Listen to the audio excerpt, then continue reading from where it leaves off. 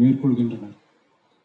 தற்சமயம் தமிழ்நாட்டின் financial position சரியில்லாமல் இருந்தாலும் நெல் மற்றும் கரும்பு பயிரிட்டுள்ள விவசாயிகளின் நலனை பாதுகாக்க வேண்டும் என கருதி தமிழ்நாட்டின் வரலாற்றில் இல்லாத அளவில் மாநில அரசின் நெல் மற்றும் கரும்புக்கான ஊக்கத்தொகையை அதிகரிக்க முடிவு செய்துள்ளோம்.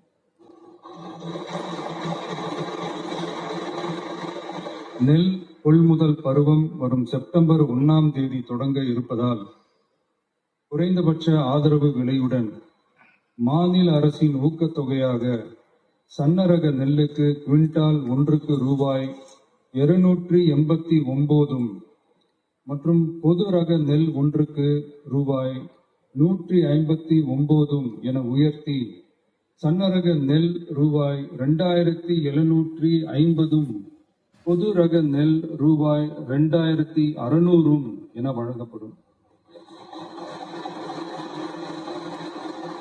மாநில அரசு நெல்லுக்கான ஊக்கத்தொகையினை ஓராண்டில் 156 ரூபாய்க்கு மேல் உயர்த்தி வழங்குவது வரலாற்றில் இதுவே முதல் முறையாகும்.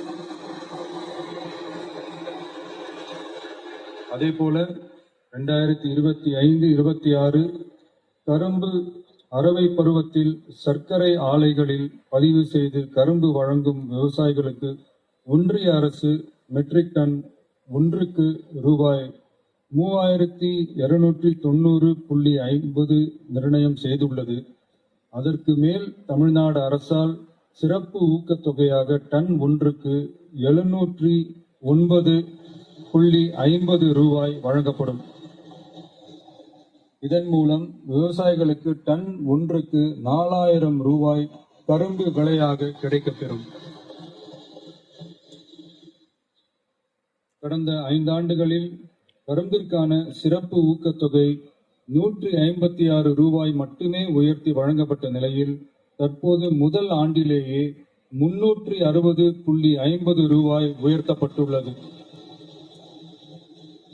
என்பதையும் இம்மாமன்றத்தில் குறிப்பிட விரும்புகிறேன். மாநில அரசால் கரும்பு சிறப்பு ஊக்கத்தொகையாக மெட்ரிக் டன் ஒன்றுக்கு ஓராண்டில் 134 ரூபாய்க்கு மேல் வழங்கப்படுவது வரலாற்றில் இதுவே முதல் முறையாகும்.